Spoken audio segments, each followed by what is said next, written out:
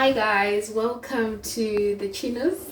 So I think we've shared quite one third of our relationship, how we met and how we started dating. We even shared the most intricate part of our relationship, how we, my vira takaita water. So yeah, today we came with the Chinos Unfiltered. I just want to ask a few questions.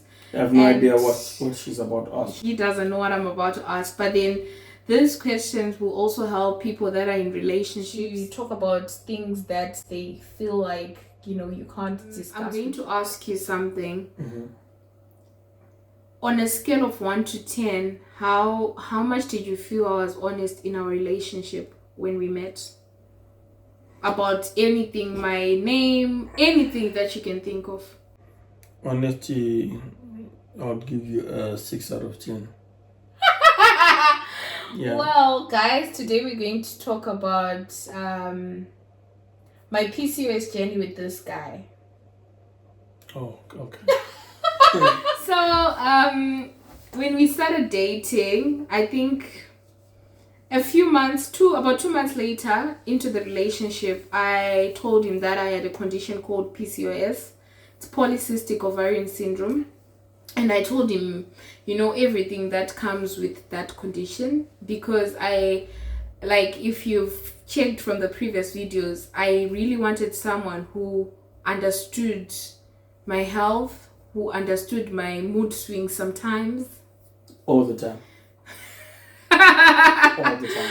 Who really understood me. So I wanted that from him, yeah. So I told him, I don't know, but then he's going to share how he felt, and I'm going to share my side of being honest in a relationship and how it helps you guys grow. So this is not going to be a very long video, but it's just a glimpse of some of the things that were happening in our relationship whilst we dated. So tell me, babes, how did you feel when I told you, Kuti, okay, I have PCOS, this is what happens, and my cycle is not normal. And also I remember telling you that it might take us time to then have a baby. How did you feel? Like I honestly felt like you were just positive because you really wanted the girl and you wanted to marry me. But I don't know, but well, now I'm sure you really wanted the girl and you were up for everything. But I really want to find out how you felt when I told you that. I felt pity the very first time you told me, like, ish, this is the girl I love with all my heart and she's going through this. I really felt the pain for you. My friends always used to tell me, when this guy loves, he loves for real. And I really loved you, so I felt the pain. When you told me, it came as a shock at the same time as well, because I was afraid of people's opinions, But however, in the moment, the first thing I felt was, I felt the pain for you. Number two, I had to readjust and know that certain things I expected in a certain time period would not happen as easy as I wanted it. Yeah. And at the very same time, I also was like, I'm a very positive-minded person. I was like, no, this thing it's nothing can be said about. Wow. I'm an optimistic person, so I knew whatever it was, it can be solved. Okay, so who did you tell? I remember telling my mother. She was like, yeah, one of your relatives, Mazita. Mazita! Names! Has gone through a similar patch. Has gone down this road before. You have to be prepared for the cons, and I'm not saying go ahead and break up with your girl, but just know that you're gonna face certain challenges, which are also, I don't want you to go into this blindly. So when I told her, me, I was already convinced of what I want, and I've always been a person who has plan C. Yeah, that's true. Or not even plan B, plan C. I even know what I'm He going to even do. has plan Z, this guy. I even know what I'm going to do if a plan B fails before A even fails in the first place. Yeah. So it's something I had already kind of calculated 5 years, 10 years from now. Oh wow. And also I can really say the mom was so supportive. As a girlfriend, you're not expecting people to understand you because there are so many, what do they say? There are so many fish in the sea, yeah?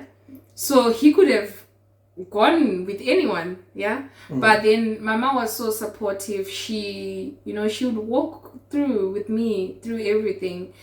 I remember there's a time in my life where I had terrible acne in my face, and she would really buy some stuff for me. She would buy some scrubs. She would buy a lot of things for me. I mean, and even the year we were preparing for our traditional marriage and our wedding, she was, oh my God, she was just supportive. And fast forward in our relationship, I had to undergo a surgery. It was a surgery to remove some of the cysts in my ovaries. I remember my husband is the one that looked for the doctor. My husband is the one that paid as a boyfriend. My mom was like, he paid the huge chunk. And I was like, oh my God, this is a supportive guy. So, whatever then came into our relationship, I was like, okay, Karen, sit down and put the negatives versus the positives that you've seen in this guy. Apart from, money being there or not, I was like, okay, this guy is really concerned about my health, right? So let me give him a chance. let me love him the way he's loving me. And I remember he deliberately did pay for the operation after the engagement. So maybe it was also just a way to blind me. You need to know the skills. There's a saying which says the young ones know how to run fast, but the elder ones know the way. Okay. It's not so much about speed. It's about knowing what you're doing. How has been the past 4 years for you? I would not say it was easy or difficult, but I think the correct phrase would be bittersweet. It was bittersweet. Okay. There are certain things which I expected of you, maybe you could not do because of your health. So it takes a lot of adjusting. It also takes a lot of understanding, getting to know your person, especially maybe, let's say, for example, for the when you get these mood swings and stuff. The first days I will be like,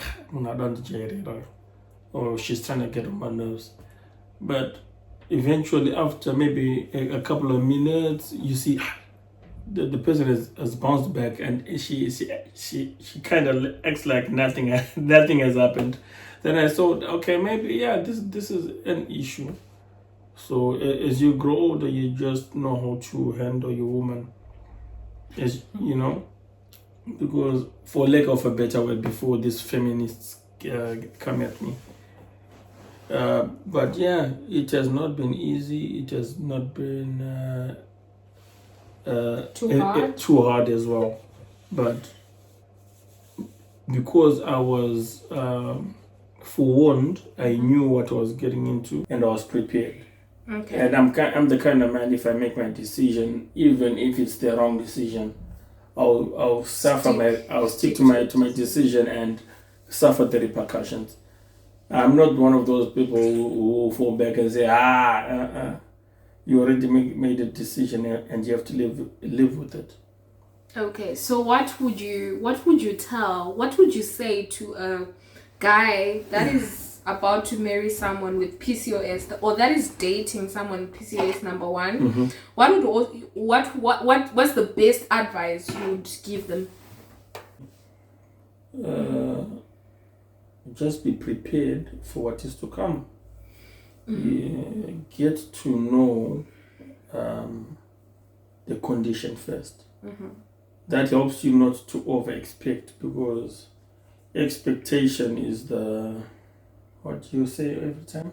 Expectation is the gap between your happiness and your sadness. Exactly. Mm-hmm. So the moment you know what you expect, Mm-hmm. you're most probably going to be a lot more happier, Mm-hmm. because you do not overshoot. Mm-hmm. So that's one of the secrets behind our happiness in marriage. You don't overshoot. Yeah. You have to accept where you are, appreciate the progress, and set realistic goals. Yeah, that's true. And also be real with each other.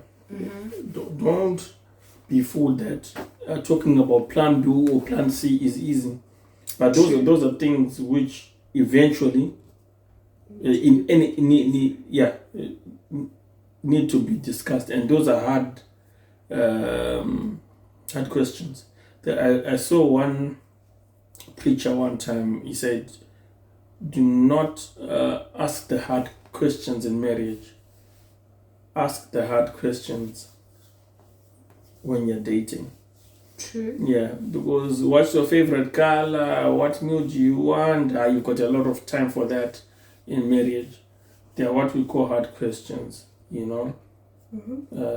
When you're dating. You need to know those principal things. So I think I understood the principal things before I entered, because the decision I made is something which no one expected. Yeah. Because I remember at the time I was not, to say I was prepared, no, I was not really prepared, financially or anyhow, but I knew that this is what I wanted. I'd already calculated 5 years. I knew where I was going. So if you were arguing with me in that state, you were not winning. You are not winning, because I know the vision I was seeing in 5 years. Mm-hmm. You're arguing with someone who's literally broke at that time. You're saying, CK, are you gonna handle this? That's none of your business. That's none of your business. I know what I wanted to do in the next 5 years. Okay. And if you had to go back to those people now and ask them about me now, or us rather, about us, they can actually testify, no, I think this guy was onto something. So it just has to, you have to follow your gut, pray, and make sure that you guys gel, because there's nothing worse about facing challenges with someone who's not compatible with you. Because the moment you face a challenge, that's true. Because how's the way marriage? No, you are just not compatible. People do it for clout. Yeah. People do it for the S. People do it for the looks. People do it for the wrong reasons these days, and it's rare to find people who actually do it for the right reasons. Okay. So, and also on that one, are these the same words you have for someone who's in the same situation with you today, who has a wife, who has a partner who has PCOS? And I think with most couples that have PCOS, they are obviously in their TTC period trying to conceive also. So, like, do you have anything that you can tell them? TTC is a very lonely journey because you walk it alone. Yeah. But we are talking about PCOS, of course, but what do you have to say to the guys like you who have wives with PCOS? Now, if you're in my shoes, you just have to be patient and be prayerful, because you're the one who knows what On that you want. note, this guy the other day, he came from work. He's like, the Holy Spirit asked me to ask you if you pray. I'm like, sir, I do pray. Critical question. You can continue. Yes. You just need to be sensitive of your partner sometimes. You have to have a heart. Long suffering. Masafara. This is masafara. You know? Safari Lodge. It's not easy. You just need to be understanding. And it's a big one, that one. And people in my situation will understand. Do not tempt or that. I don't get a wish to, don't get a barrack, you know. But to God be the glory. To God be the glory. To the glory. Yeah, and I also feel like, just be supportive of your partner. This guy has been supportive. This guy has been in my corner. Okay. My face at one point looked like... I don't know. BJ. Yeah, he used to call me BJ. And there are a lot of things that also come to play when you have these conditions. But we also hope and pray that wherever you are, you have a supportive partner, because that is very important. And I just want to say thank you for being in my corner, for being with me, for understanding Guti. I didn't put this upon myself, for encouraging me, though sometimes it's a bit tough and everything. But yeah, I just want to say thank you. All right, bye-bye. Bye. Bye. Bye. Bye. Ta-da. Bonsoir.